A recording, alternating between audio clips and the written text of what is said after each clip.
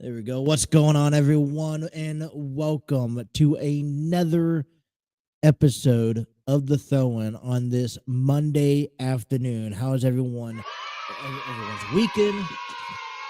We're just getting settled in. Let me just make sure that everything is correct because it seems like even the microphones and whatnot were not wanting to correct. Wait, we got another busy week ahead of us. It's not just about everything that has gone on. Last week wasn't just busy because of wrestling and baseball, but we roll into this week. And we're going to start things off here with some pretty big, impactful news lingering around the WWE. And that's going to be, per reports, the WWE agreed to sell the WWE to endeavors to form a $21 billion live sport brand with the UFC. This article that I'm currently reading, it was actually, let me break it down to you. So I watched WrestleMania 39 last night, and then afterwards they had the press conference. And one of the reporters on the press conference blabbed out, starting with Paul Heyman and Roman Reigns, that the WWE was going to be sold to the UFC partners or parents of Endeavor's group company. And there was really no comment made by Hunter. There was no comment made by, Roman or Paul last night. And it got me, I'm like, all right, that man made the comment, and I'm sure that if he made the comment, that it doesn't have to be true, but there is some actual conversations going on. So, and I was like, all right, I don't know if I'm going to bring this up.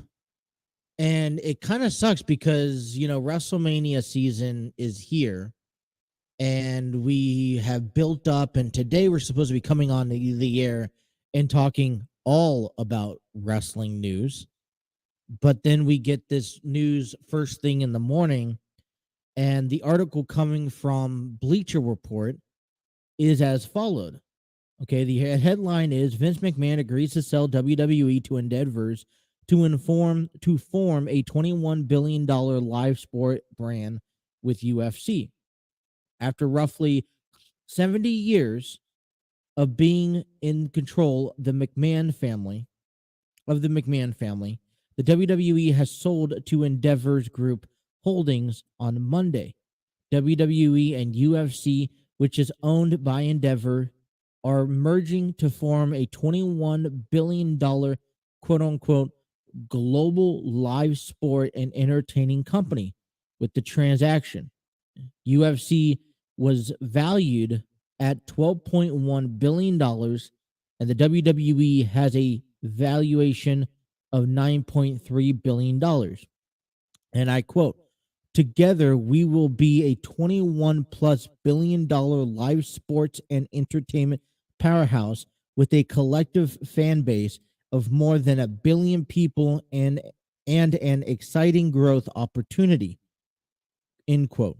WWE Executive Chairman Vince McMahon said, "The new company will be positioned to maximize the value of our combined media rights, enhance sponsorship and monetization, develop new forms of content, and pursue other strategic mergers and acquisitions to further bolster our strong stable of brands.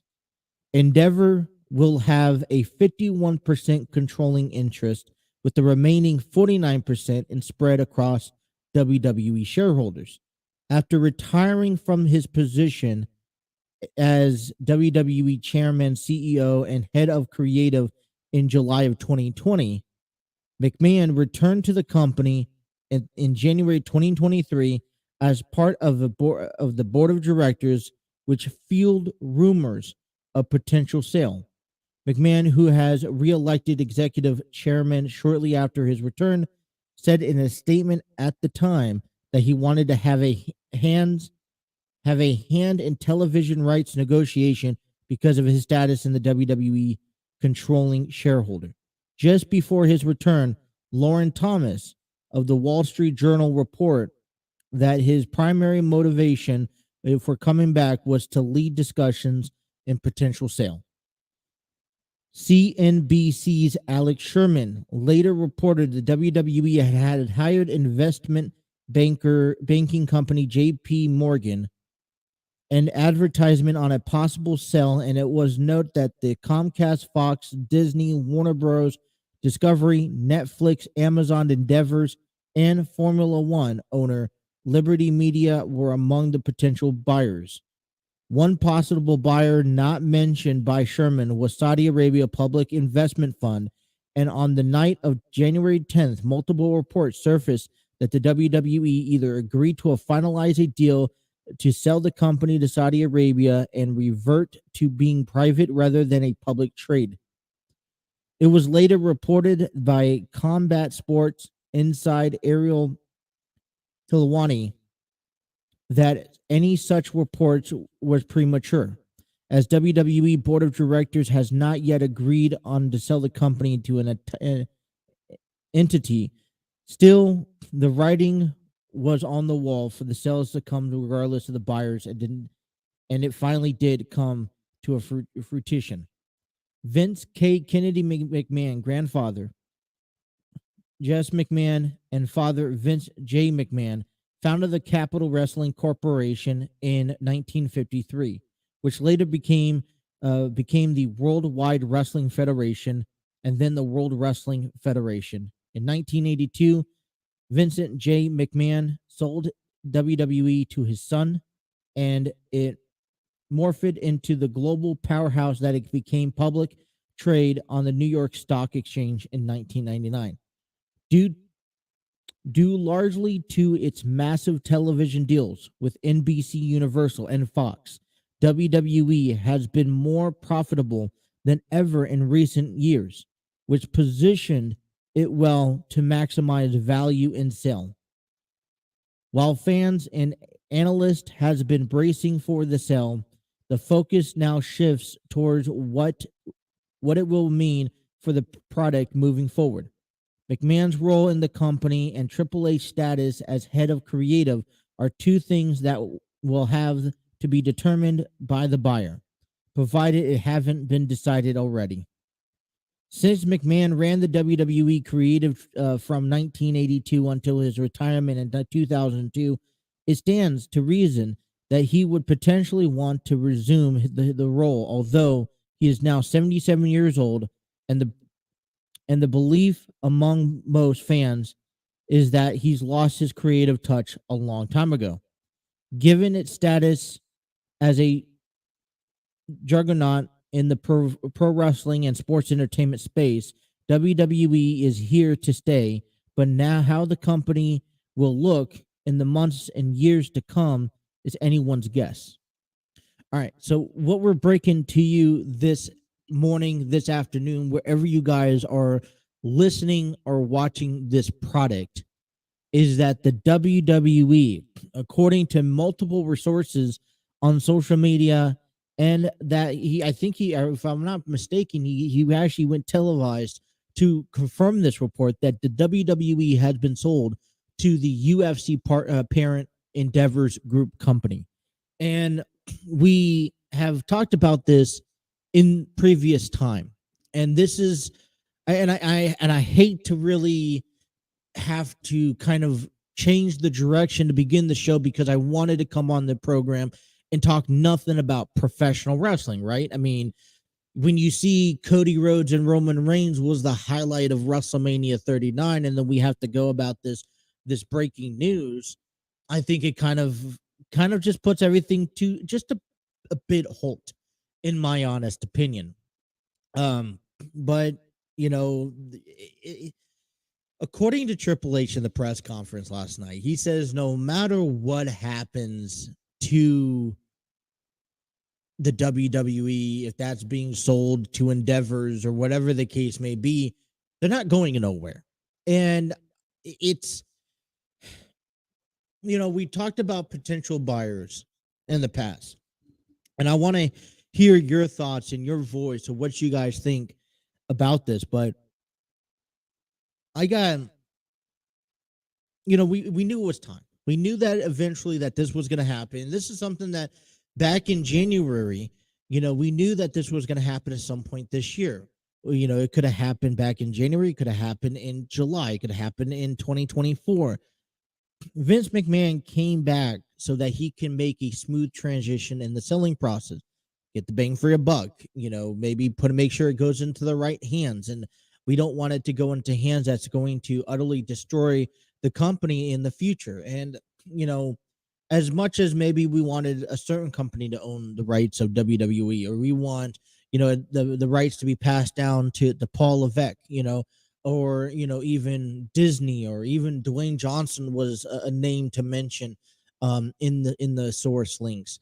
I think endeavors, especially affiliated with UFC, is a proper transaction. And we have seen throughout the last few decades the WWE and UFC work alongside each other when it comes down to competitors coming back and forth, whether it comes to promotional wise. And UFC is a huge entity that Endeavor plays a huge part of. So the WWE, being purchased by Endeavors, I think is it's the right choice right now for the WWE. And I it's not to go, all right, go hit the panic button. This is the last time we'll see the WWE. It's never going to be the same. You're right. It's never going to be the same. It all depends how Endeavors allows the WWE to run.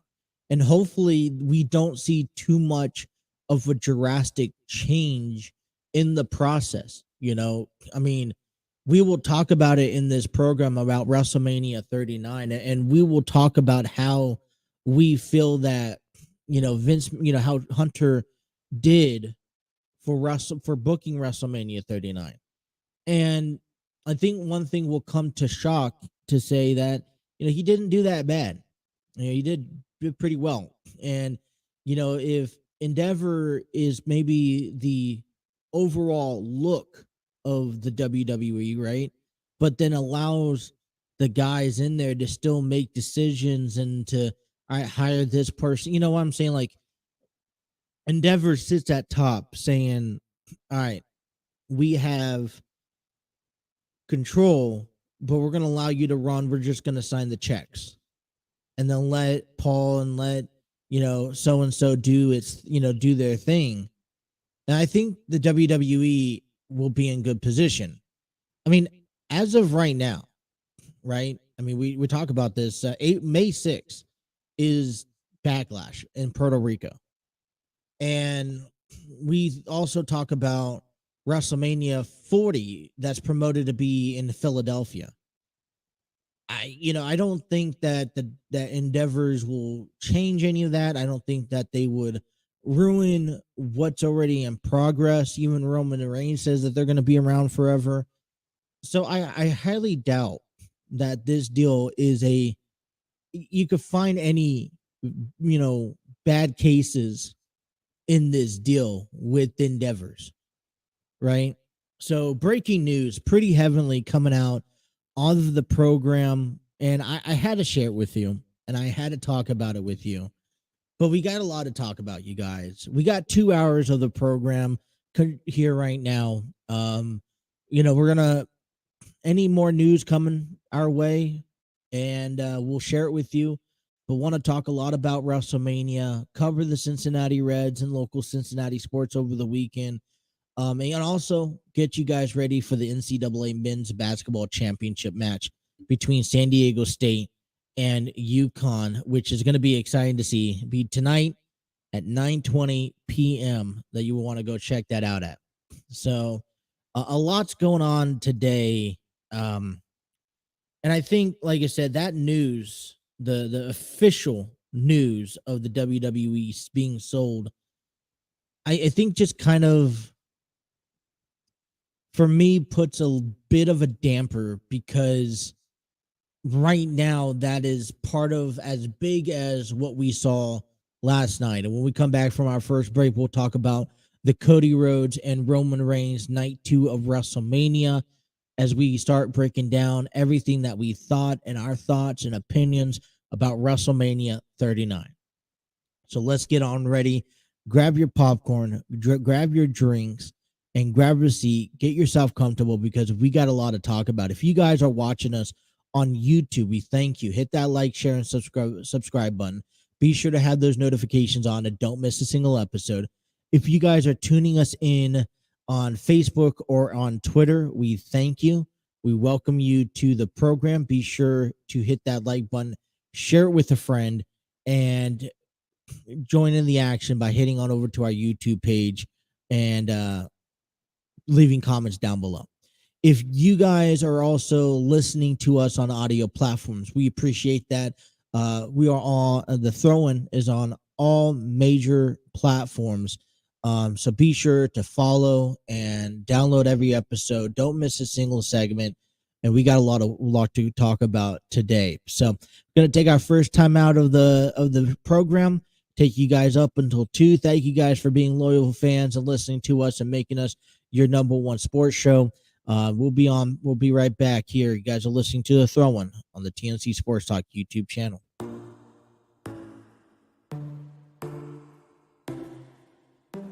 Inside your bedroom, we stopped counting the days, lost in the rhythm. Physical silence, no need to speak a word, laying here beside me. The one I live to fight.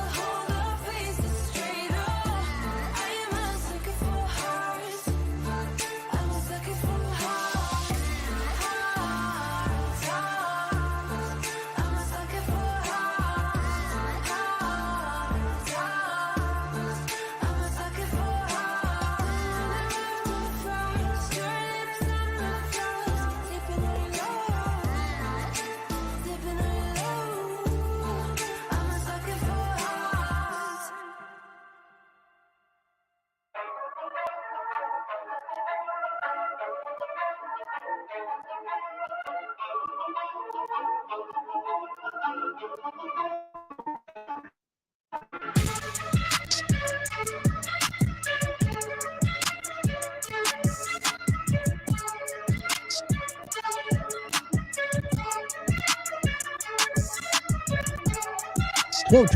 here on the program. I want to give a big shout out to Enlightened Studios, the proud home of the TNC Sports Talk YouTube channel.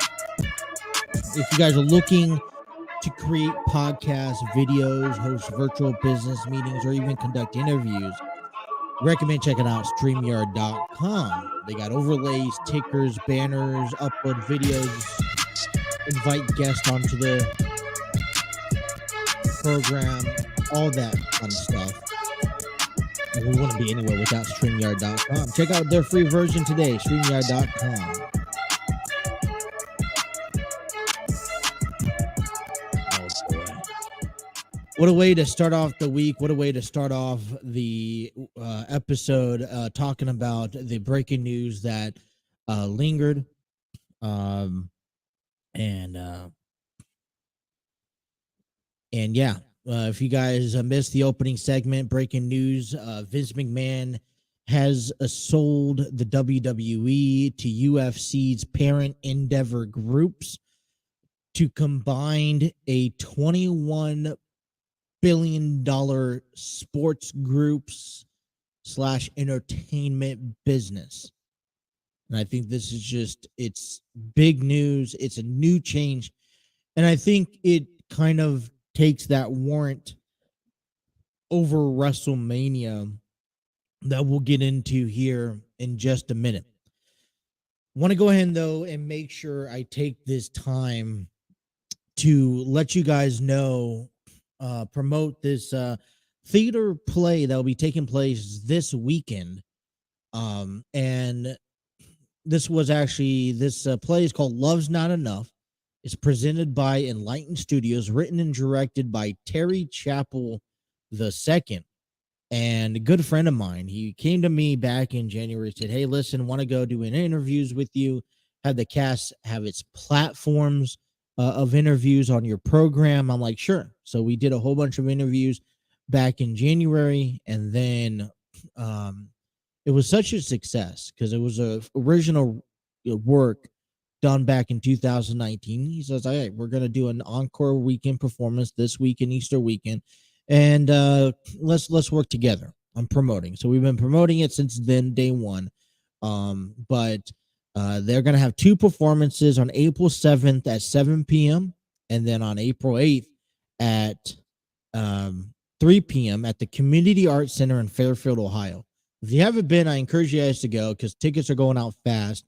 And thanks to Terry and the Enlightened Studios, we will be actually out there live for the first time ever. The TNC Sports Talk YouTube channel is taking a episode live on the road at the Community Arts Center in Fairfield, Ohio. So if you guys also want to come out and check us out, support us, we'll be interviewing guests, getting you guys ready for the weekend with the Cincinnati Reds heading off over to Philadelphia. We'll have audience members. We'll do 2 hours from 5 to 7 Friday night on the way over there. And then we'll come back an hour afterwards and, check out what's been happening and what people think of the play. So Love's Not Enough. Get your tickets today at the Community Arts Center in Fairfield, Ohio. All right. So WrestleMania, we got to talk about WrestleMania. We actually got to talk about WrestleMania weekend. So, I'm going to have a different thought process than a lot of people. And maybe you guys will like it. Maybe you guys won't. It's your opinion. So I watched SmackDown, and I think that's the only way to kick things off is to, you start off with SmackDown because we had a couple of things ahead of us. We also had the Andre the Giant Memorial Battle Royal. And predictably, we saw Bobby Lashley win the Andre the Giant Memorial Battle Royal. And I still felt that Andre the Giant, or that Bobby Lashley, needed to be a little bit more involved into WrestleMania. And to be honest, I didn't quite see that at all. And I'm a bit disappointed. Um, we saw Bobby Lashley be presented at WrestleMania with the Andre the Giant, but I think a lot of people were expecting some sort of encounter that he would be a part of during the WrestleMania events. And one of the, encounters that I think a lot of people should, recognize is we're also maybe disappointed not to see LA Knight a part of WrestleMania this year. I mean, he was kind of leading on towards maybe having a secretive feud with Stone Cold Steve Austin. We felt, or at least I felt, and I agreed among others who felt this way, that, LA Knight should have made some sort of appearance at WrestleMania, saying, I want a WrestleMania match. Why won't you give me a WrestleMania match? And then we go on to see, either Bobby Lashley or even Stone Cold kind of, answer that call. And we didn't really get a chance to see it. So kicking things off, WrestleMania weekend, Bobby Lashley, congratulations, winning the Andre the Giant Memorial Battle Royal. And then we head into the Hall of Fame ceremony, and watching that intention, it was a great sight to see. But we're not going to make our focus on that. Let's make our focus on to night one of WrestleMania. And before we even get to night one of WrestleMania, let's talk about NXT Stand and Deliver, because I want to make sure I point this out. Like, I'm not going to get too much into, each and every match and the details, because we got a lot to talk about. But I want to give you my overall thoughts of NXT Stand and Deliver. It has always been a platform for the WWE to sit there and use NXT Stand and Deliver, not only to show the WWE universe what they have coming up in the developmental stage, but NXT has became a brand of its own, where they actually start setting the tone for WrestleMania. And NXT Stand and Deliver will have their show on Saturday, and right now it's Saturday during the day, and then leads into WrestleMania at night. And usually they try to do this is their WrestleMania. And I saw NXT, and for someone who doesn't watch a lot of NXT Stand and Deliver is that yearly show that you kind of just tune into, because you also see, all right, are titles changing, who could potentially be called up Monday night after WrestleMania, all that fun stuff. And I don't know, because I was very fascinated about the way that NXT Stand and Delivered came through on Saturday afternoon. I was intense. I was electrified. They blew the roof off the place, in all honesty. And we saw that. No, I mean, we saw an amazing ladder match for the women's NXT Women's Championship. We also saw an incredible NXT North American Championship, which was, I'm going to say this, balls to the walls from the very first second that from the right when the bell rang. And I think they really set the tone to a point where I was wondering if WWE was capable of us, because sometimes night one is good enough and it eases up into night two. But then I tuned into night one of WrestleMania, and we kick off with John Cena and Austin Theory. I'm like, all right, here we go. We're going to see something spectacular. Maybe we'll kind of get a chance to see some things that we like. And I wouldn't say that that WWE night one, WrestleMania night one, was bad. There was a lot of exciting things to watch. I just don't know if WrestleMania Night 1 lived up to be better than NXT Stand and Deliver, to be honest. And so I was, I think I wrote this on the TNC Sports Talk Facebook page. If you haven't gotten a chance to review it, I kind of give you some quick thoughts about some key matches of WrestleMania Night 1. And one thing I stated in that article that I wrote was that I was itching to find something spectacular out of WrestleMania Night 1. And I don't think that I really got that opportunity to see anything that really just stood out in that sense. So, I mean, we had Logan Paul and, Seth Rollins. And maybe if Logan Paul won and he got booed out of the arena, stadium, then for me, it would have been a complete other thing, and something different. I was watching Dominic and Ray, which could have been my favorite match of Night 1, and I was like, okay, it was interesting. I liked how think that was one of my favorite, because I wasn't anticipating everything to go down like it did on Night 1. Rhea and Charlotte definitely impressed me a lot more than I figured, and I thought that that Asuka and Bianca would have been a better match, but I think Rhea Ripley and Charlotte Flair actually did a lot better than Asuka and Bianca Belair. Now, that's given that they also maybe the placement of their match card on the WrestleMania. And then we get into the undisputed WWE tag team titles. And I think for me, it was sweet because we saw that story get completed. But we've been seeing that story get completed from day one.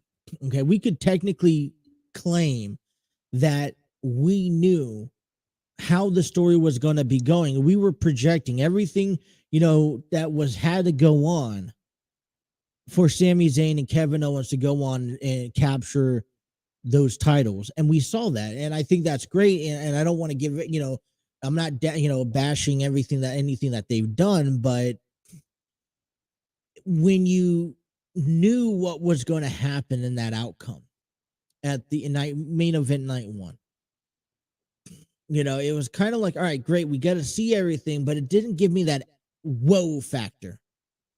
They really didn't much elevate it then or surprise me any much of that. I was already expecting some of this to happen.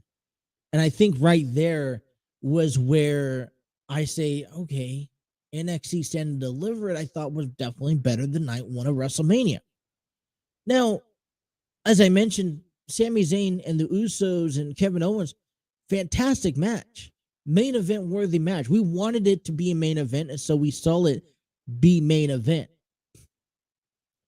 But, and we'll talk about this in hour number 2, but like I said, and there was stuff, and you told the story in the ring, and that's what I liked. I liked telling that story in the ring when it came down to these 4 men, because that's what the buildup was. And you got a chance to see a little bit of everything.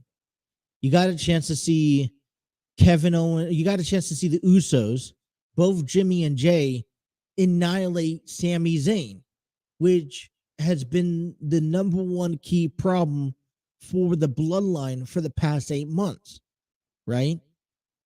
And then you saw Kevin Owens try to come in and get involved and help out. And then it was just back and forth. And then you finally get a chance to see, I don't think there was a dull moment in that tag team match.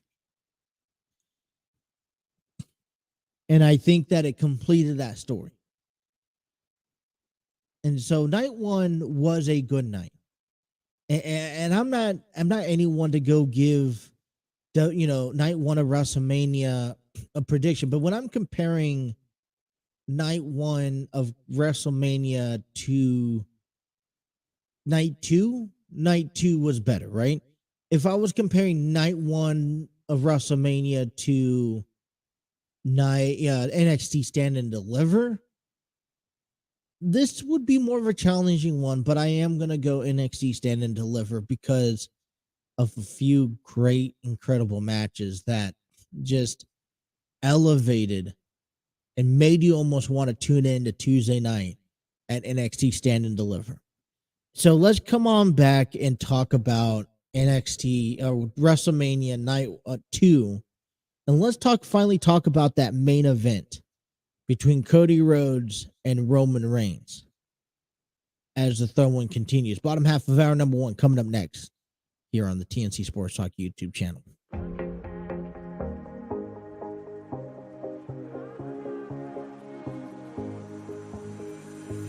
Looking back at the good times before it all went down.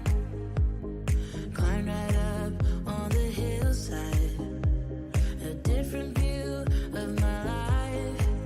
You left me running on and on, but I don't care, would you let me in?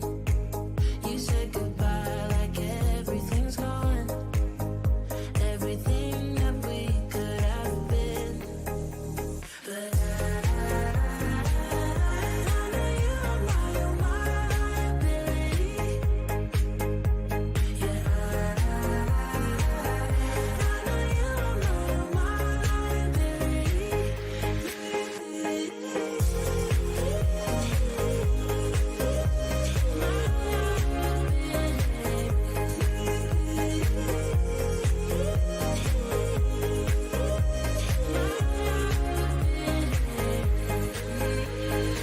You say that you're sorry. We turn the page and make up. A broken trust got you haunted. The doubting you was enough to leave me chasing you on and on. But I don't care, I will let you in. You said goodbye like everything's gone, everything that we could have been. But I know you are my liability. Yeah, I know you are my liability.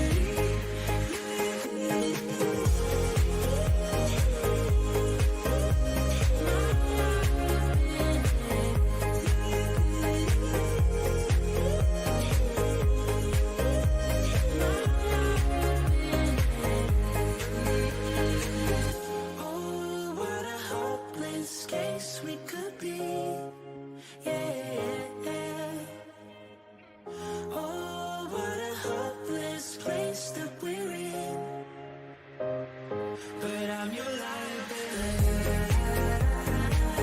I know you are my liability. Yeah,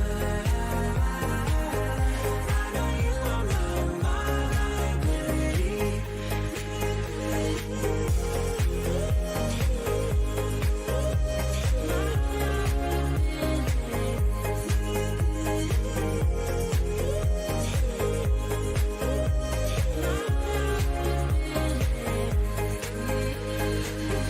Oh, what a hopeless case we could be. Yeah. Oh, what a hopeless place that we're in. But I'm your liability. I wanna live your life. I wanna dream your dreams. Lick the moons, catch the stars in the night. Every superpower that is yours will be mine. I'll be that it girl, pouting mouth, crossing the line. Alrighty, welcome on back here to the program.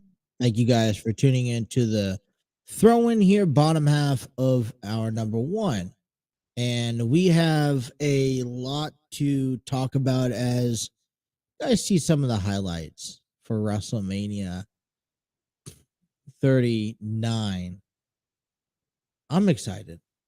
Okay, so let's get right down to business. Okay.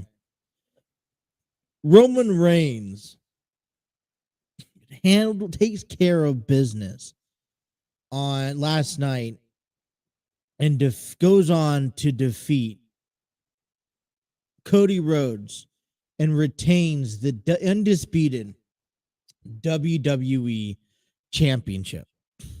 And so there was one thing that, okay, let me first of all say this was an incredible match. And I think it played out perfectly because you really couldn't get mad who won and walked away as a champion. On one hand, we have Cody Rhodes, who is trying to capture the dream and capture the title that his family has never been able to grab. And so coming back from a pectoral tear that led into surgery, going on to win the men's 2023 Royal Rumble match, he gave his chance to kind of just insert himself into the title picture. And then you get Roman Reigns, who has been carrying the WWE for nearly 3 years, who has been knocking down every opponent that's came up. And this, and he was also on the verge of 25 days or 1,000 days. It's about 50 days or less away from reaching 1,000 days of that title reign. And so a lot of questions, I think, led into WrestleMania. All right. I think a lot of fan base wanted to instantly said, all right, we need that change.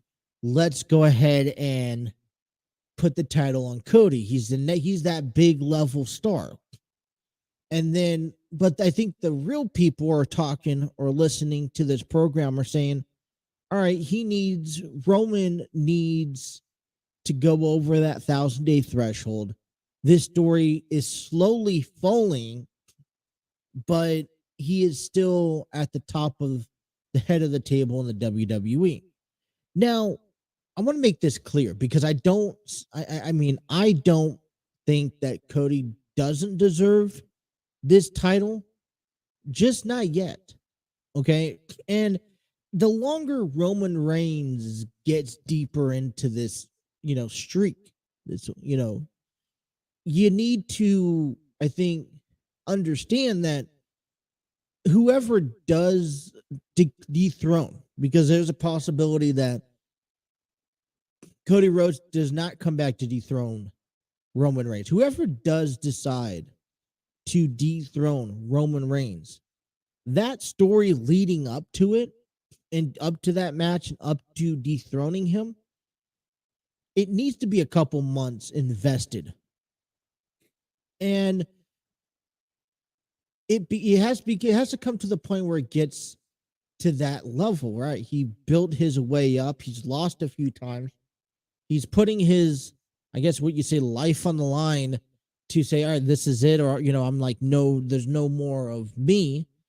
And when you think of that, the only person that comes to mind right now, it's Sami Zayn. I mean, he's been dealing with this,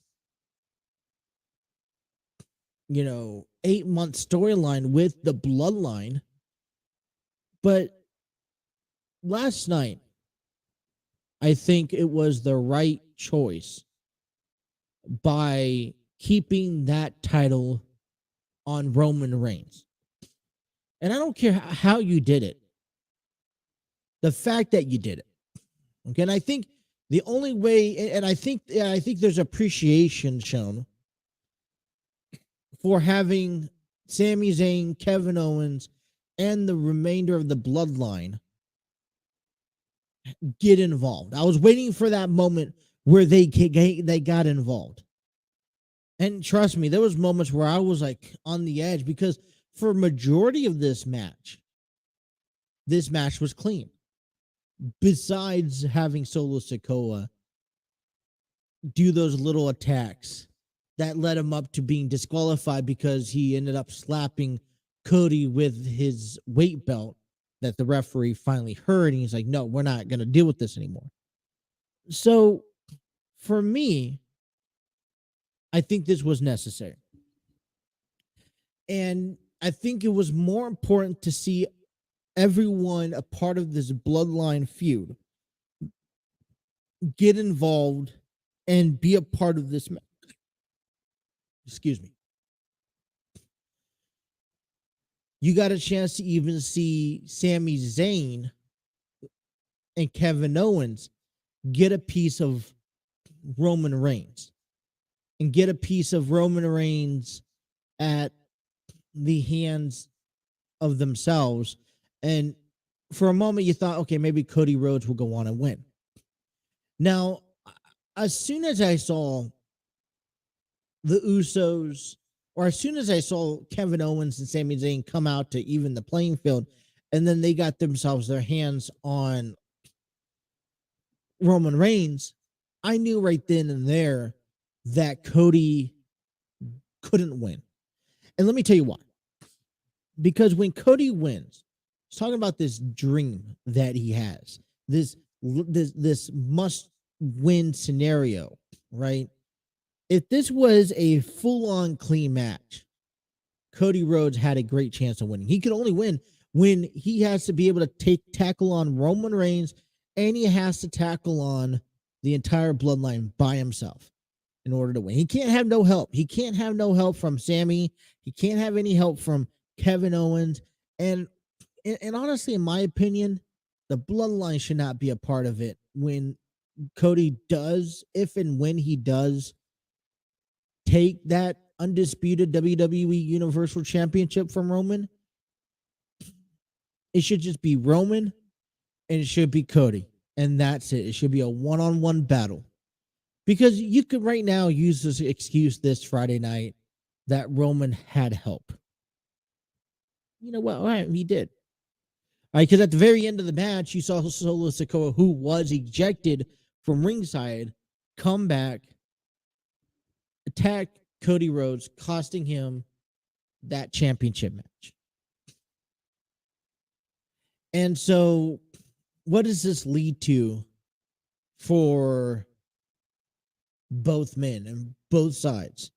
Well, one, as a WWE fan, all right, you got a lot of heartfelt emotion because, you know, you just didn't know when this match was going to end or how it was going to end. So, some real good, things happened during the match. And I think it's intriguing to see what comes later because I do want to see Cody Rhodes get his shine, but that feud has to build. And so how do we have to build that feud? Cody Rhodes has to take a step back and say, all right, Roman Reigns, I came close to beating Roman Reigns, but I didn't take out the bloodline. And there is still a lingering factor. So if I'm Cody Rhodes, I'm coming back and saying, all right, I'm not done with this. We're not over. But in order to get you one-on-one, I need to somehow take out the bloodline itself. And one of the things that has been maybe promising for a upcoming potential match and a feud, including the bloodline, is seeing Cody Rhodes team up with Sami Zayn and Kevin Owens at WrestleMania Backlash to take on the bloodline, Solo Sikoa, Jimmy, and Jey Uso. And I think that's where I'm favorite towards. And that's where I'm leaning towards if you're asking me, in all honesty. I would like to see that. It gives Roman some time off. I think it would be, you also think about this business move heading down to Puerto Rico for Backlash in May. You'd want the Universal Champion there because he's your number one hard-heading settlement. You kind of want him also in London, and you also want him in Saudi Arabia. I think WWE fans across the globe still want a chance to see Roman Reigns. But what we did see over the weekend is this deteriorating fall of the bloodline. Because the Usos did lose their tag team titles to Sami Zayn and Kevin Owens. And I've heard this around from a few other people, and I'm like, all right, I'm scratching my head. Does this make sense? Does it not make sense? But it does. And definitely to the press conference that Roman Reigns addressed to everyone last night at WrestleMania Access is that this is a story. And Roman Reigns challenges anyone, past, present, or future, to come up and tell this story just as great as this family is telling the story.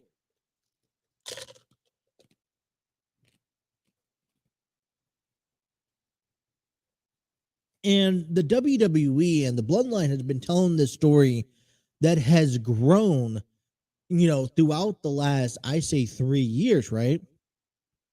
And now you kind of you see the rise of the Bloodline.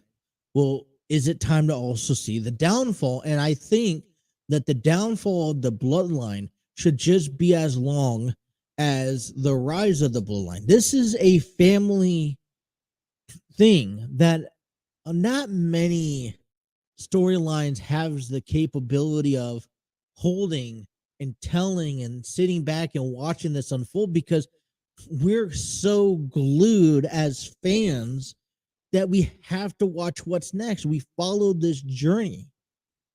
And whether it's from Solo Sikoa now, who's playing a huge part in this bloodline now, Jimmy or Jey Uso losing the titles, and also Roman Reigns now pushing towards 1,000-day marker.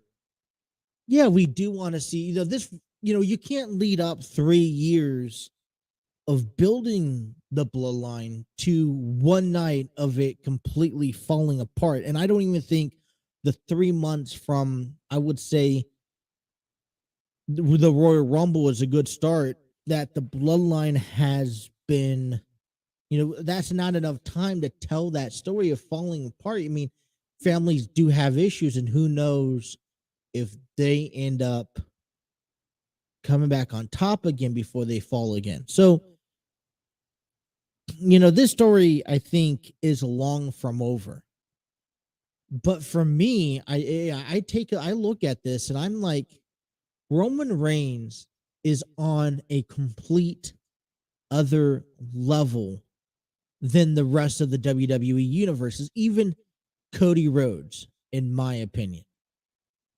And I think that's once in a lifetime, because I can't even say that John Cena was on a different level than the rest of the WWE locker room. I could say maybe Hulk Hogan or Andre the Giant was on a different level than the rest of the locker room, but I can't say that about growing up, that we had an authentic athlete that was on a completely different level than what we see Roman Reigns on. It is a once in a lifetime atmosphere that we see a person, a athlete, a megastar be above the rest of the locker room. what does this mean to WrestleMania, to Cody Rhodes moving forward? I think is also a good question to ask. And I think you ask yourself, and I'm like, I don't think this does much to him. Yeah, I think I felt at the beginning it could have, but I don't think it quite does much to him as we expect. He's still considered at the top. I still think that he he just needs to find the different path to get to Roman that doesn't include the bloodline getting involved. And so for the next 4 or 5 months heading into SummerSlam, I think that's what you focus on, and that is his ultimate goal. You have Backlash that's coming up, and I think I'm favorite towards the 6-man tag team match that hopefully we could see. But then you also get things like, all right, I got to take Solo Sikoa one-on-one. What do I have to do? Maybe take on the Usos one-on-one. Help with, Sami. It's going to take a team to take out the bloodline. Although the Usos lost, the bloodline's still together. They didn't just lose and then annihilate the bloodline. So this is now that next, I guess to put it the best way, the next chapter. Hunter said this the best. The story is never over. We're just closing this chapter and we're opening and beginning a new chapter in this. So, our number 1 is complete. We'll come on back. We still have a lot more WrestleMania conversations to talk about. But coming up next, let's give you the highlights and look for the Cincinnati Reds. They took 2 out of 3 against Pittsburgh Pirates. We'll tell you all about that in hour number 2. Don't go nowhere. Thank you guys for tuning into The Throne here on the TNC Sports Talk YouTube channel.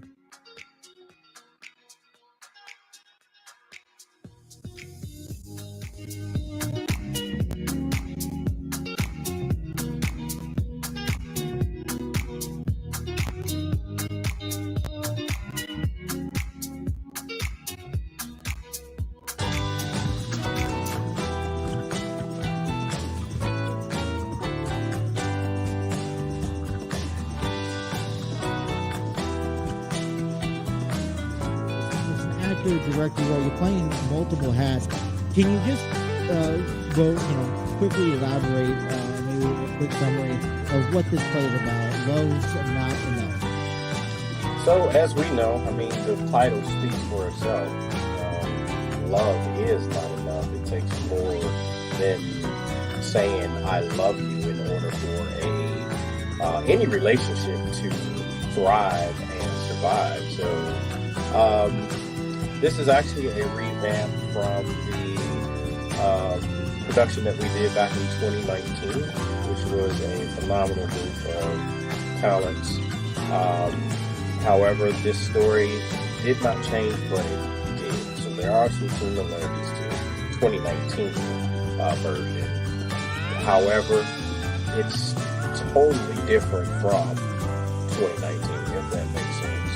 I expanded on a lot of the stories, gave a lot of backstory on different characters, and, all in all, just to show that, again, it takes more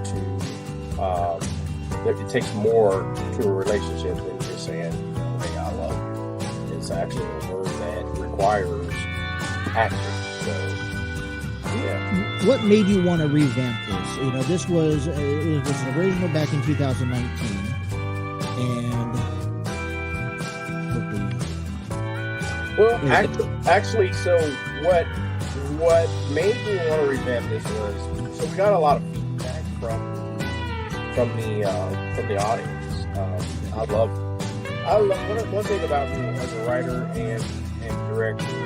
I love constructive feedback. Anything to help me better myself, anything to help me expand or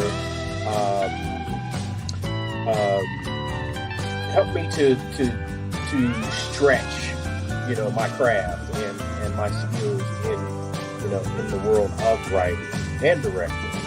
So a lot of their feedback after the show in 2019 which I say no, there was no bad feedback at all. I take all feedback as something that I can learn from. So that's basically where I got it from. And then studying the show from 2019 and just looking at things like hey, I can do this better. And, I want to change this, or I want to add this. So, yeah.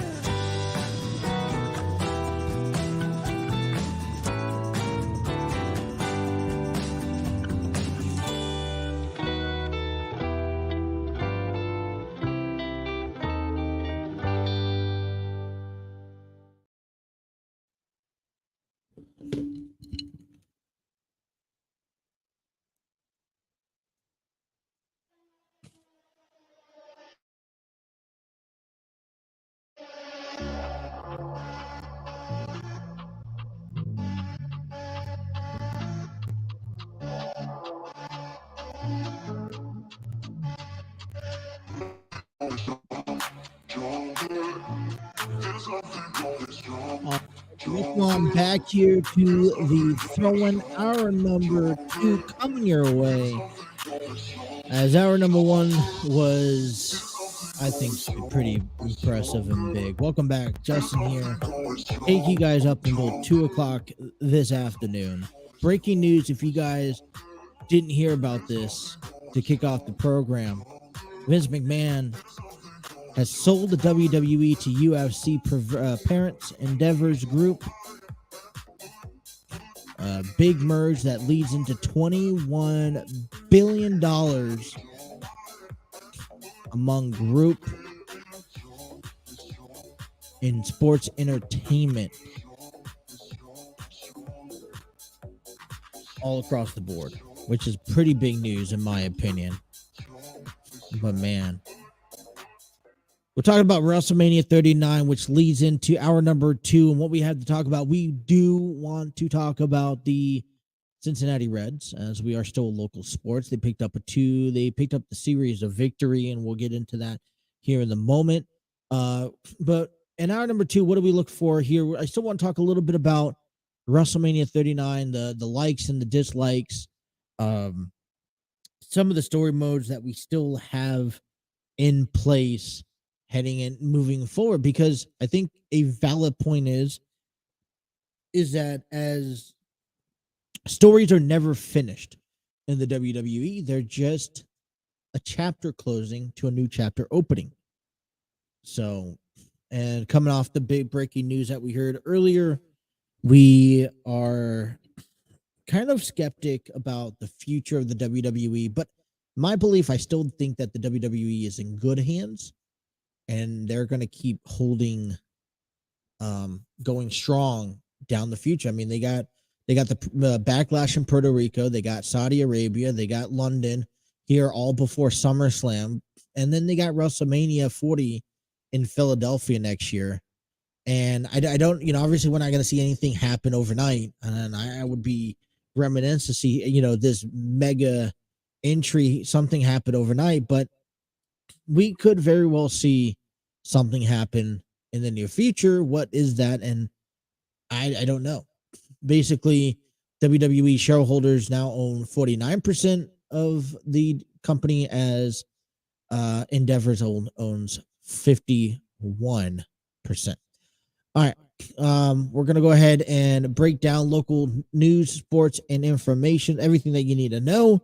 Here, kicking things off with the Cincinnati Cyclones, who had a 3-game weekend of series, kicking things off on Friday against the Stingrays, as they got shut out 11-0. They wrap up the month of March, 11 wins and 2 losses.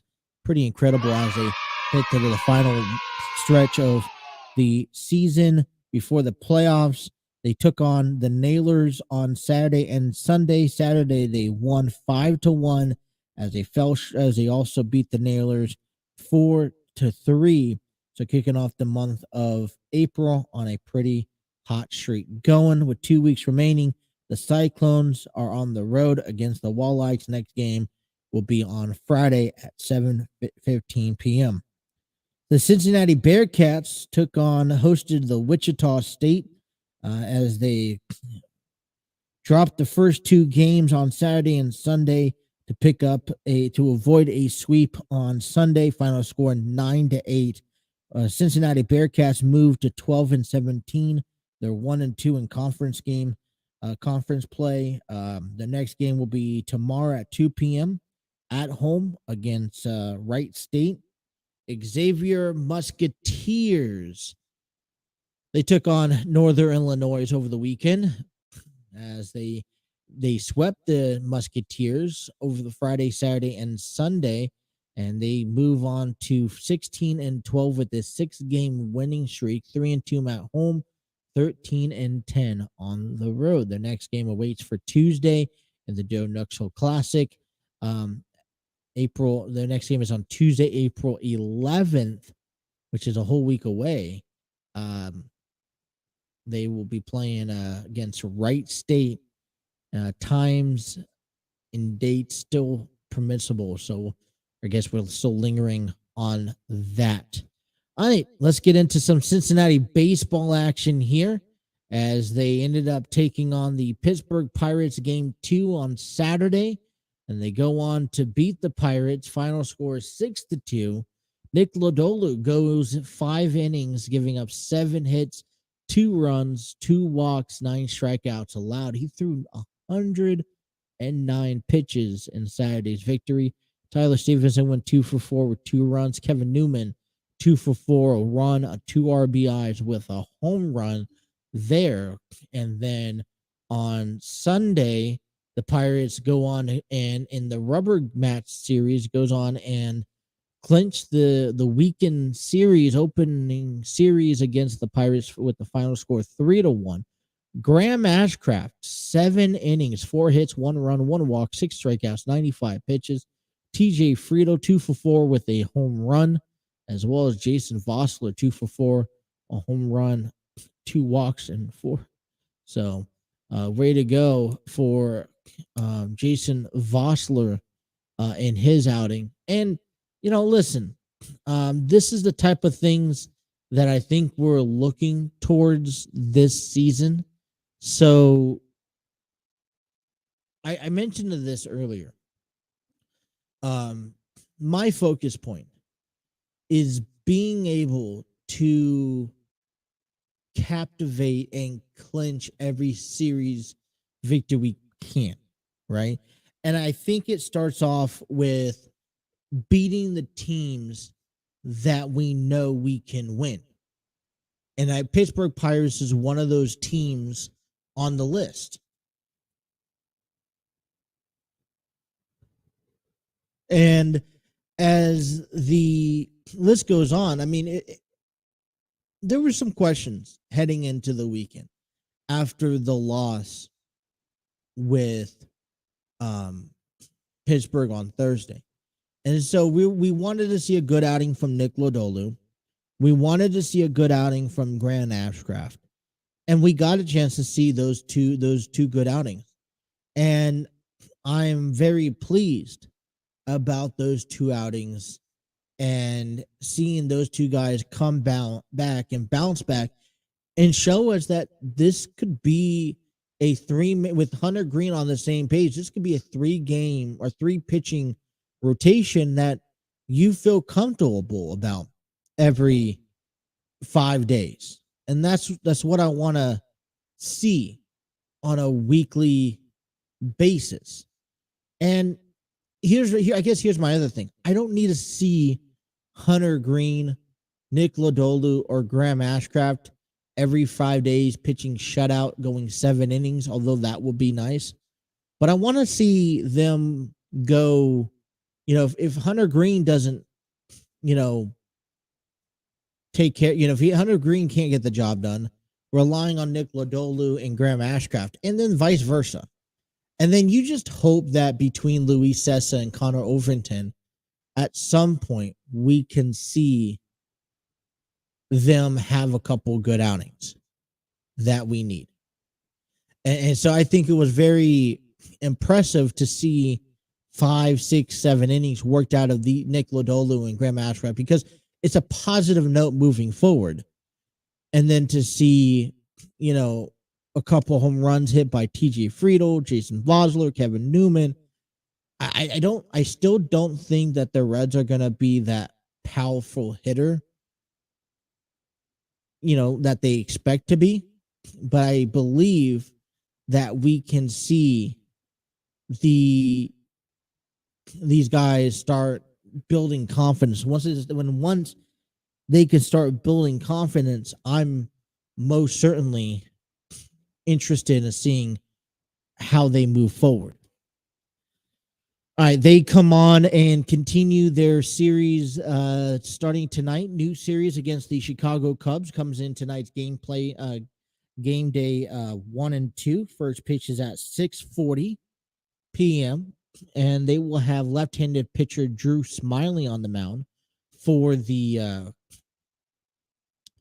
Cubbies, as we will also see Connor Overton get his first start of the season for the Cincinnati Reds, who are 2-1.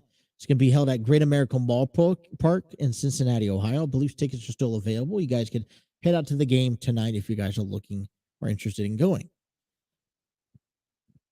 Alrighty, let's look into how the remainder of the team's done this weekend.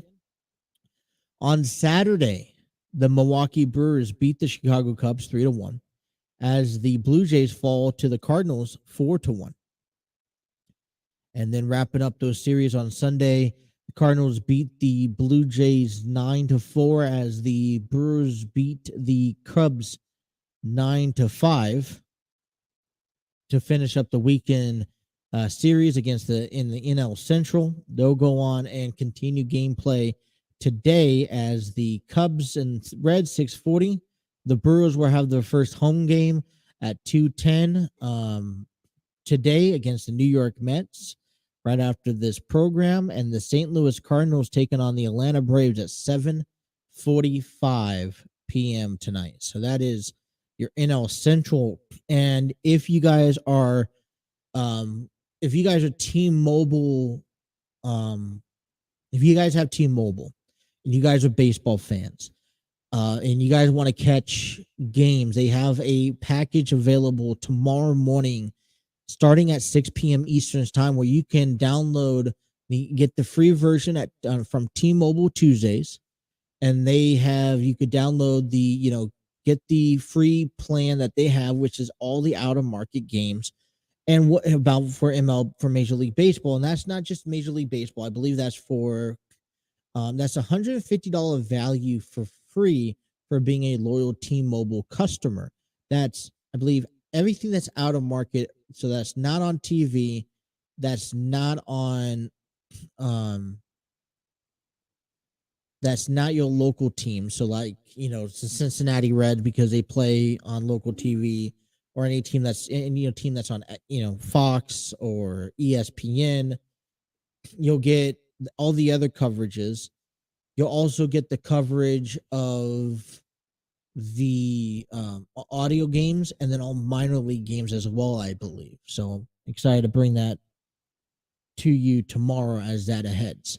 All right, let's take a break. Let's come on back and get you guys ready for more wrestling. Before we actually do that, want to go ahead and wish the best of luck to San Diego State and UConn, as NCAA men's basketball championship will conclude tonight at 9:20 p.m. Eastern time, where San Diego State takes on UConn in the championship game. And I like it. I think San Diego State is going to be what we consider the underdog in this game, just because they're ranked number 5, but they both are very, very impressive to watch. And they've really gone a long way throughout the course of this NCAA March Madness season. So we'll come back tomorrow, talk about the winner of all that fun stuff of the NCAA championship game and all that fun stuff there. All right, so let's take a timeout. Come on back. Let's bring you more WrestleMania talk as we give you thoughts and opinions leading up until 2 o'clock here on the TNC Sports Talk YouTube channel.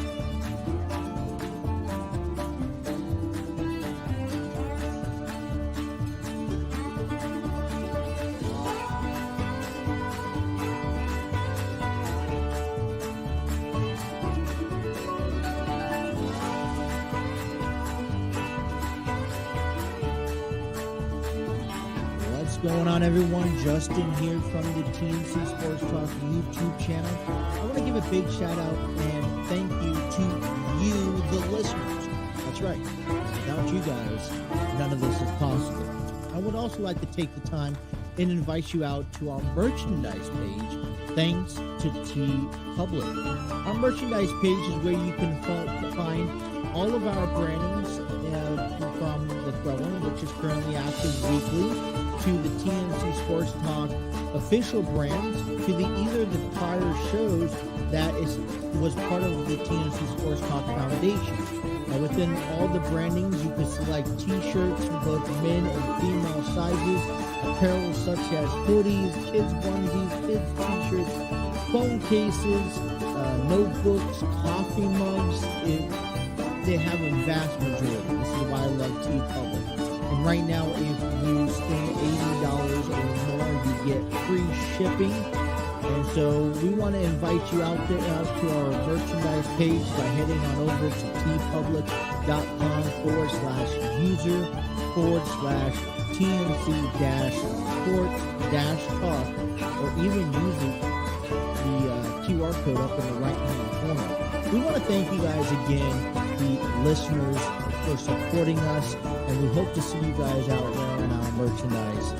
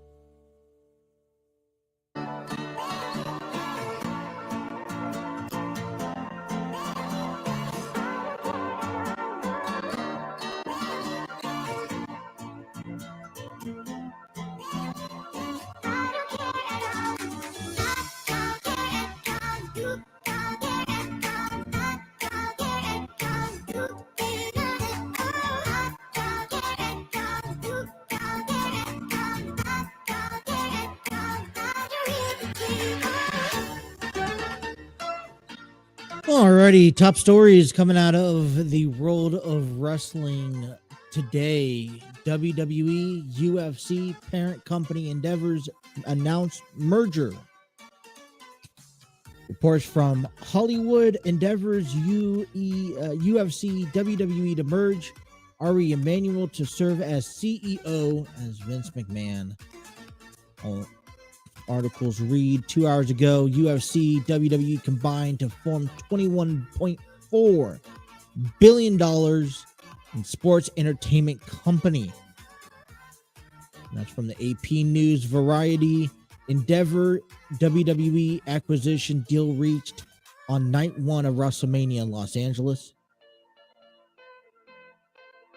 That's, for me, that's going to be the news to talk about for quite some time as we move forward. But WrestleMania was still the highlight of the show. And as we talk about WrestleMania, you can't help but talk about the controversial finish that led between Roman Reigns and Cody Rhodes at WrestleMania.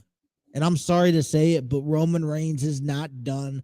The bloodline is not done. Yes, maybe they are falling towards a bloodline fall at some point. And we saw a little bit about that over the weekend as Sami Zayn and Kevin Owens defeated the Usos for the undisputed tag team championships. But Roman Reigns still stands very tall as he goes on and retains his championship at WrestleMania 39. And I think that's one of the biggest stories coming out of WrestleMania. And, you know, according to press conference, it's for me, it's beyond matches. For me, it's beyond this storyline. It's something that I think Roman Reigns right now is on a complete different level than any other wrestler in the company. And we haven't seen something like this out of the WWE, at least in, I say, almost 30 years. Because even John Cena wasn't at Roman Reigns' level when he was at the top of the company. The Undertaker has not been at Roman Reigns' level at top of the company. Stone Cold Steve Austin has not been at the top at Roman Reigns' level when he was at top of the company. Maybe Hulk Hogan back in the early 90s was the only guy considerably to be at the top of the company at the same level as Roman Reigns. And this is a story that is not planning on ending anytime soon. And why would you want it to end? Why is it time to end? You know, I've always been sitting here and claiming, I've sat here and I've claimed time and time again that Roman Reigns needs a break. Well, you know what? You're beyond that merge, my friend. You're beyond that. Roman Reigns, you need Roman Reigns. You need Roman Reigns, especially leading up to the SummerSlam, because you got Puerto Rico, which you haven't been there in 15 years. You need Roman Reigns for Saudi Arabia. You need Roman Reigns for London. You need Roman Reigns for SummerSlam. So why drop the title on him? I mean, I'm not saying that Cody Rhodes isn't that type of person that can hold that ground, but he's most definitely not at Roman Reigns' level. And as long as he's up there, why not throw the title to him? Why not let's let him keep it? He's less than 50 days away from marking that 1,000-day threshold, which is something that, when was the last time we've seen a title reign above 1,000 days? That's 3+ years of being champion. That is defending it successfully against well over 25+ other men, dated back from Ray to Edge to Bryan Danielson to Brock Lesnar to John Cena. I mean, he's beaten everyone in the company, including Cody Rhodes now, Seth Rollins, even his own bloodline. I mean, I think what frustrates me is that there's really no one else that can come up and dethrone him. And I know I've talked about in the past, we could potentially see a guy like Braun Breaker. Braun Breaker is not hyped enough to dethrone him. He's not going to get the heat that the WWE is going to want when it's time to dethrone him. So you know what you do? Cody Rhodes goes on and just keeps on working. All right. He lost battle number 1. Well, what do you got to do? Why did you lose battle number 1? Thanks to the bloodline, getting in the way. Okay. Roman Reigns can't defeat you on his own. Let's be honest with that now. Now we know the colors. Now you have to take out the bloodline in order to get to Roman Reigns. And I think for the net between now and SummerSlam, that is going to be the tail of the take, is the process to go and get rid of the bloodline. The Usos already lost their titles. Solo Sikoa looks like he can't be controlled, and he doesn't really seem to care for what the tribal chief has to say, which then leads down to Backlash May 6th in Puerto Rico as the Bloodline takes on Cody Rhodes, Sami Zayn, and Kevin Owens. Another story that is also, I think, set up to be a match story has to be with, and let me pop it up here.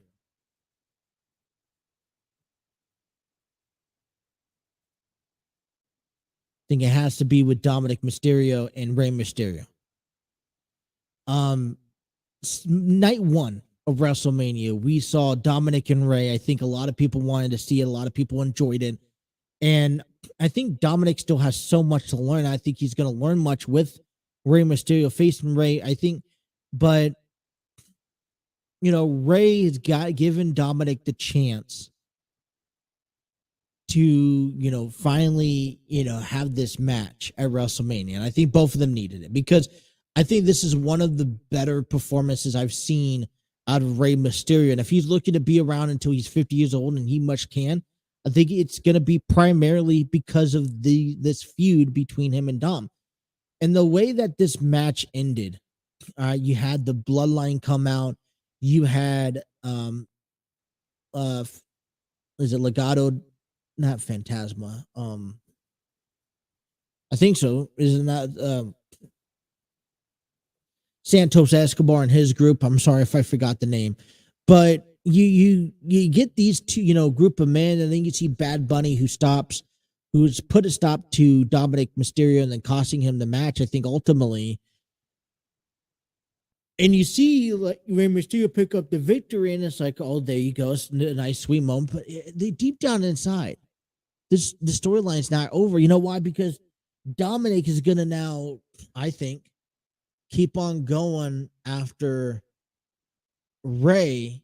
And I ultimately think, and I maybe, I hate to say this, I think calling it now when it's time for Rey to lose, he will go on and lose in a retirement match against his father or against his son, Dominic, in the making. And I think right now how the storyline is built towards, both men, that we can see a SummerSlam match, and we could even see a WrestleMania 40 match that ends up retiring Rey Mysterio. That's my opinion. But, WWE is notorious for certain things. That means Rey Mysterio is going to have to stay healthy and all that good stuff. So I want to share with you real quick something that I kind of saw, and maybe for the first time in my life, I've really just appreciated what has happened out there. Now, we sit back and we talk about, oh, these guys need to go hang up the boots when it's time for them done. I've heard this conversation time and time again. I've heard it, and I've been a part of these conversations about guys like Edge, Rey Mysterio. My brother got into it with me on a Saturday night, I believe, because of John Cena and Austin Theory. And then, I got a chance to just sit back and actually watch Dominic Mysterio and Rey Mysterio do battle. And the thing that I suppress about that as I was watching it is these guys are what I grew up watching professional wrestling in. I grew up on John Cena being the face of the company. I grew up on Randy Orton and Edge and Dolph Ziggler, and I would even throw in Kofi Kingston, Big E, Rey Mysterio. These guys, night in and night out. Growing up, to watch SmackDown. That's what I grew up in, even The Miz. Okay. And so when, something that I was kind of taking a step back and realizing is that, Brock Lesnar, when these guys are out there in the ring and they're trying that, they are claiming that they can still do it and do it to the best of their ability. Okay. And one thing that we get so caught up in is trying to push the product so forward that we want to drop everything that we came to love and enjoy the sport to begin with, and all the guys who made it fun for us. Right? So what I'm trying to say is that Edge is one of those guys who made it fun for us. Rey Mysterio is one of those guys who made wrestling fun for us. John Cena was that guy. Randy Orton was that guy. Kofi Kingston was that guy. The Miz, even if you hated him, was one of those guys that made wrestling fun back in the early 2000s and 2010s, that you sit here and a lot of people say, all right, it's time for them to leave. And I'm not going to go out there and say that I disagree with them fully, because I'm that type of person that wants to remember these athletes for when they are for when they're on the winning streak, like Goldberg, and all, I want to remember for the positive things. And I think sometimes when you have too many negative things, it ruins your career. But, when I was seeing back this past weekend, I got a chance to really just look and watch what my childhood had to offer today in that ring at WrestleMania 39 to what the future is to look like down the road. Right? We're talking about how, you could recall like 5-6 years ago, it was the Triple H and the Undertakers who we relied on to give us pastime experiences. Well, it's now Edge, it's now John Cena, it's now Randy Orton, even though he's injured, it's now Rey Mysterio. And one day, all that is going to be done and out of the way with. Like, they're no longer going to be in the WWE. They're no longer going to wrestle. And it's nice to be able to show our kids, right? This is what we watched down the road and what we watched in the future, in our past, what the reasons why we love it, and kind of give them a little bit of that taste. So this past weekend was also, I think, monumental for me because of everything that we got a chance to see. And when we got a chance to see Ray take on his son, I can relate. And I think the first thing that came to our minds, especially about last night in the Hell in a Cell match that we saw between Finn Balor and Edge, I think is the question is, all right, well, the type of Edge we needed to see, besides the stuff that we saw in the entrance and, bringing that the Brood and all that fun stuff. But we need to see the Edge that can go the 20 minutes nonstop and not look like he's winded after one blow. Same thing with Rey Mysterio. And what we saw with Rey Mysterio yesterday, or back on Saturday, excuse me, but one thing we saw on Rey Mysterio on Saturday was that he was capable. He looked like he was in the best shape of his life. And he gave us a performance to remember. There was no lacking moments. And it looked like he got a little bit banged up when Dominic threw him against the turnbuckle.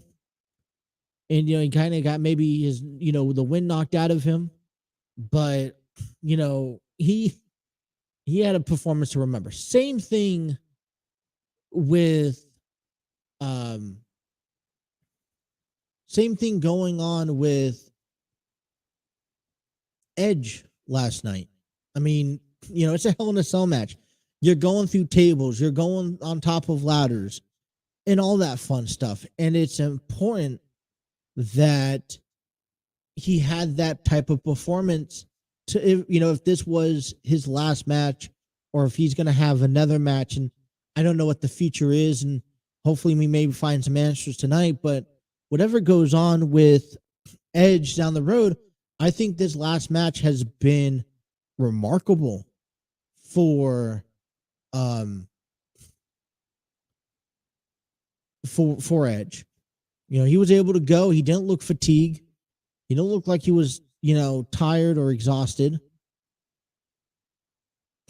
So I encourage you, if you guys are a fan, to go back and watch that time, because not a lot of people are growing up to be the John Cena fans or the Edge fans as we used to see them. And those days are numbered. Those days are not going to be around forever. So we need to, I think it was just incredible to be able to take a step back, to look, and to really just acknowledge what WrestleMania had to offer, because this could very well be one of the last times we see these guys all together in the ring doing that one thing. So we're gonna have, I don't know, little touchy feelings for me here. All right, let's head to our last break of the program. Let's get you guys ready, because we could talk about WrestleMania until we're blue in the face, but WrestleMania continues in tonight. WrestleMania, the Monday Night Raw after Mania is the big conversation. We could potentially see returns. What's next for these talent athletes as we look forward to Raw? You guys are listening to The Throw-In here on the TNC Sports Talk YouTube channel.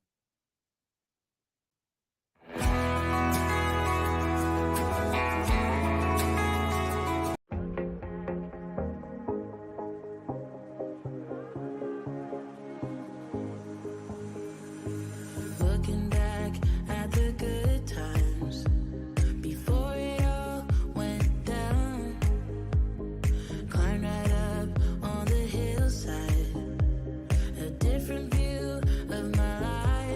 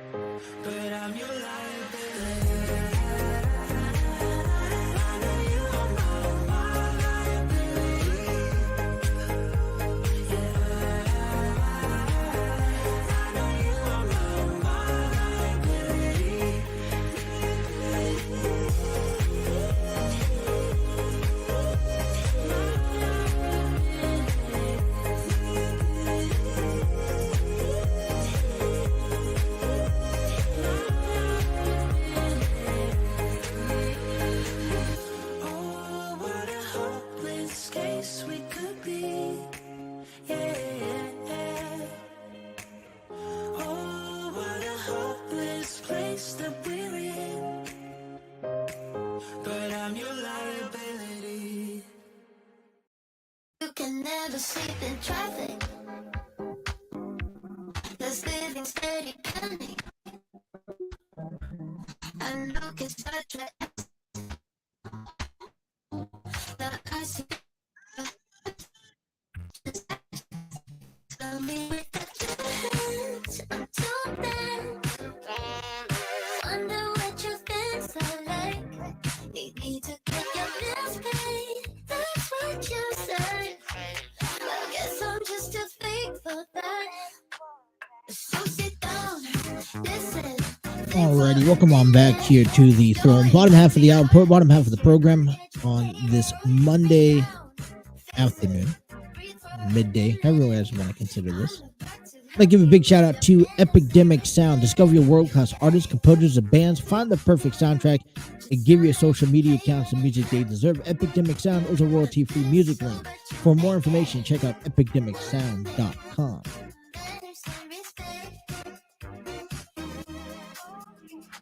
You know, breaking news all throughout the morning here in something I just think it's important that we need to talk about. And it's going to be hard to make the transition if there's a transition at all, especially early on. But the breaking news reports of Vince McMahon has officially sold the WWE and now will be partnered with the UFC as parent, as the new owners, CEOs of the WWE is Endeavors Group. And this is to combine a $21.4 billion sports entertainment company among UFC and WWE. And, you know, it's going to be interesting as this conversation holds. And, you know, with WrestleMania, the direction that the WWE is moving forward in, and some people are going to like it, some people are not going to like it. I knew that this was something that was coming here in the, on the unfortunate future, and I think I'm better off understanding and being accepted that this Endeavors is the one who owns it. You know, instead of maybe putting it into some wrong hands. I don't think this is the wrong hands at all. You know, I think that Endeavors can allow the WWE to grow as they're growing now, especially as the future. All right, so after WrestleMania, the fun doesn't stop. The excitement doesn't stop. As WWE Monday Night Raw kicks underway, and we got to get ready for that. So that is still to come, coming up here after this quick promotional ad. Like no one cares. Where is your heart? What does it look like? Bruised, damaged, or mistreated. Where is your heart? What does it look like? What do you do with the feelings you feel?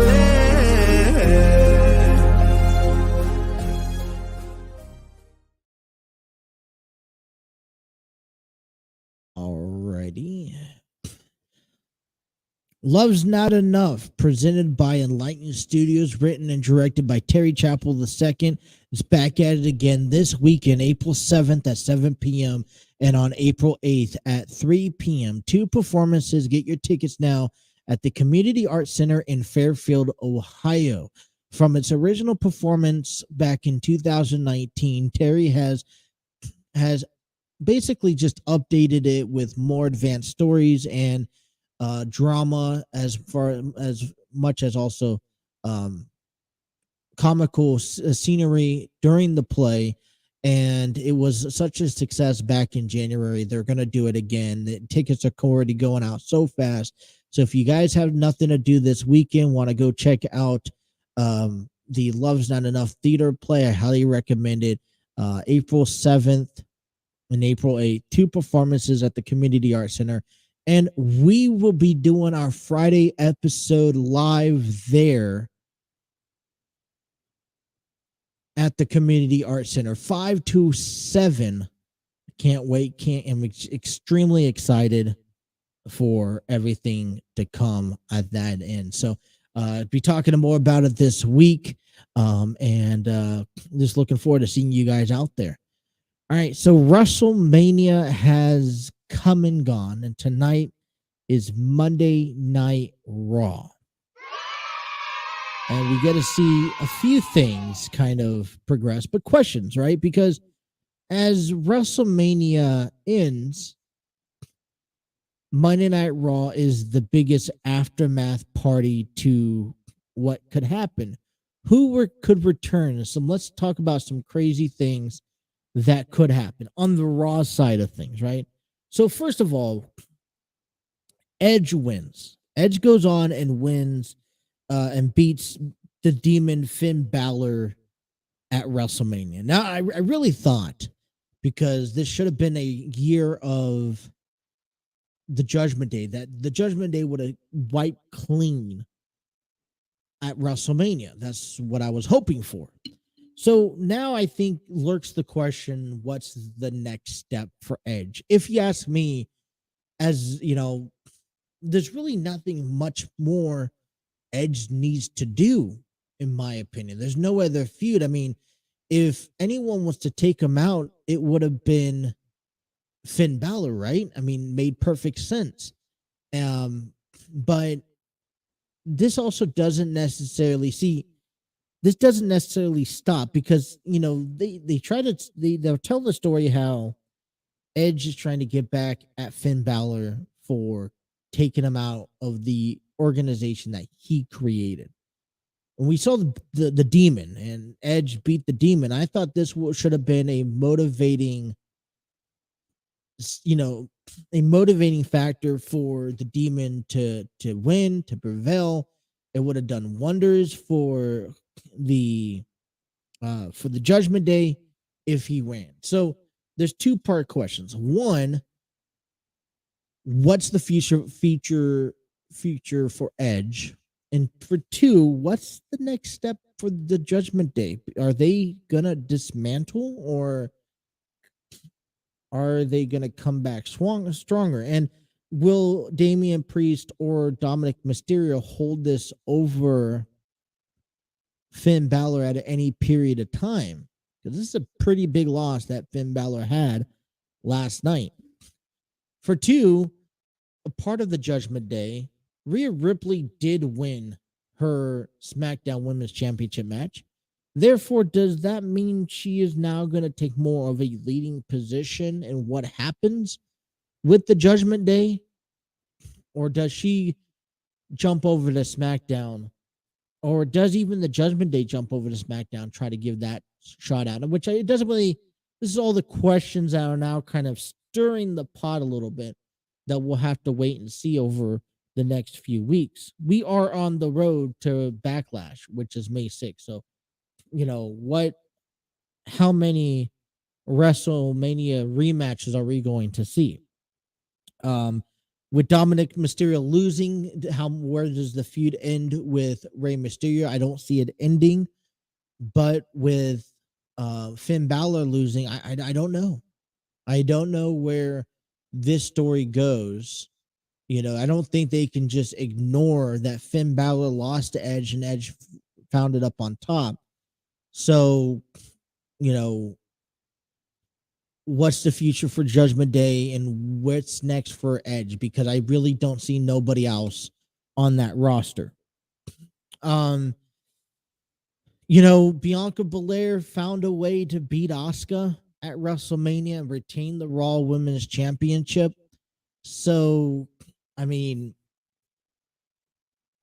I think an incredible match, but does Asuka still go out there and fight? You know, who's next for Bianca Belair? Is it Asuka still again, or are we going to see someone a bit different?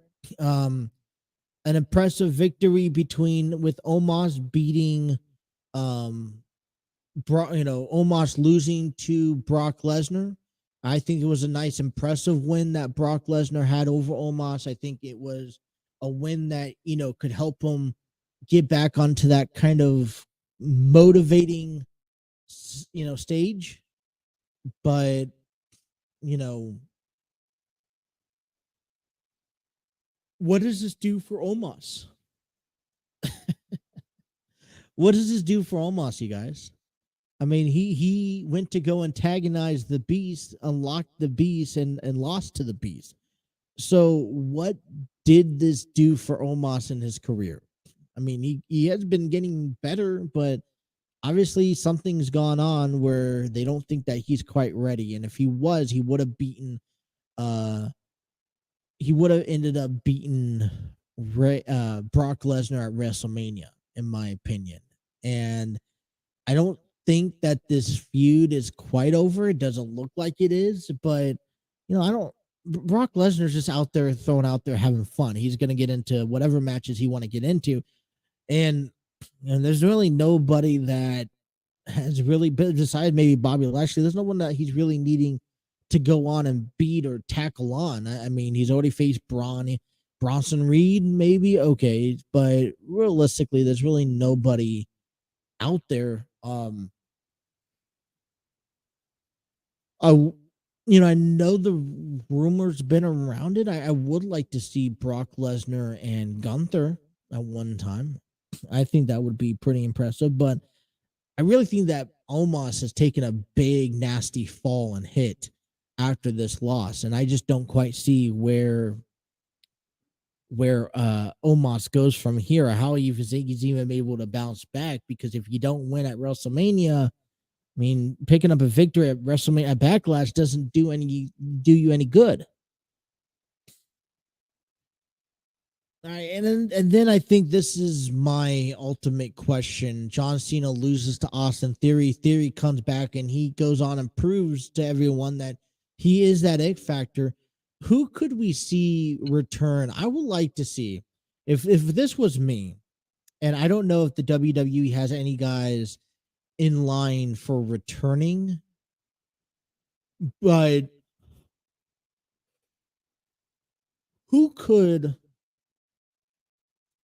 Austin Theory probably gets too cocky of himself, jumps into the line of, all right, let me set up an open challenge because I'm just that good. No one can beat me. John Cena can't beat me. No one can beat me. And goes on and sets an open challenge, and someone makes a return, beats him, knocks him out of that title reign. Think that works? No. But something like that comes across the line. Who could return? Well, can someone return? Does somebody return? So those are all interesting factors. We went over that list yesterday. Bold predictions. Jay White answers a open challenge from Austin Theory tonight. Now, what about this? Braun Breaker loses. Could we see Braun Breaker come up to Monday Night Raw?